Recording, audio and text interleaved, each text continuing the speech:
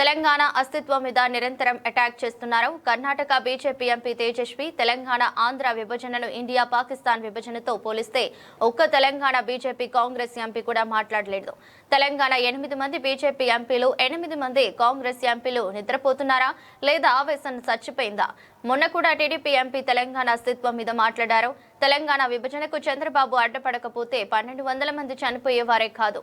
Advocate వి ప్రకాష్ అదే విధంగా మన అస్తిత్వం మీద ఎట్లా అటాక్ జరుగుతుందో తెలంగాణ అస్తిత్వం మీద నిన్న మధ్యాహ్నమే మనం చూసాం. లోకసభ సాక్షిగా 542 మంది ఎంపీల సాక్షిగా ఆ తేజస్వి సూర్య అనే బీజేపీ ఎంపీ పాకిస్తాన్ తో పోల్చినప్పుడు, పాకిస్తాన్ విభజనతోని ఆంధ్ర రాష్ట్ర తెలంగాణ విభజనను పోల్చినప్పుడు ఒక్క గొంతు పెగలలేదు. ఆడ 8 మంది బీజేపీ ఎంపీలు తెలంగాణ నుంచి ఉన్నారు, 8 మంది కాంగ్రెస్ నుంచి ఉన్నారు. అందరూ కూడా నిద్రపోతున్నారా లేకుంటే వాళ్ళ లోపల ఆవేశం చచ్చిపోయిందా? ఇట్లా మన అస్తిత్వం మీద నిరంతరం అటాక్స్ జరుగుతూ ఉంటే మొన్నటికి మొన్న ఆంధ్ర ఎంపీ కూడా ఇష్టం వచ్చినట్టుగా మాట్లాడాడు. చంద్రబాబు నాయుడు ఏమో తెలంగాణ ఉద్యమం నా బ్రెయిన్ చైల్డ్ అన్నాడు.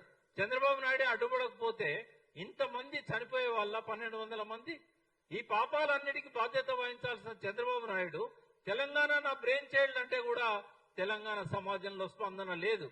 మళ్ళొక్కసారి ఉద్యమ స్ఫూర్తిని చూపెట్టాల్సిన సమయం ఆసన్నమైంది. కాబట్టే మరొక్కసారి గతంలో ఉద్యమకారులుగా మా బాధ్యతను మేము గుర్తించాం. కాబట్టే ఇవాళ సీతారామరావు గాని మేము గాని అందరం ముందుకొస్తున్నాం.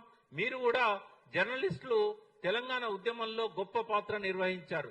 2001లో టీఆర్ఎస్ ఆవిర్భావమే కాదు, మొట్టమొదటిసారి జర్నలిస్టులే తెలంగాణ జేఏసీ పెట్టిన సంగతిని మీకు గుర్తు చేస్తున్నా. నేను మొట్టమొదటి సంఘం తెలంగాణ జర్నలిస్టులే పొలిటికల్ పార్టీ తర్వాత.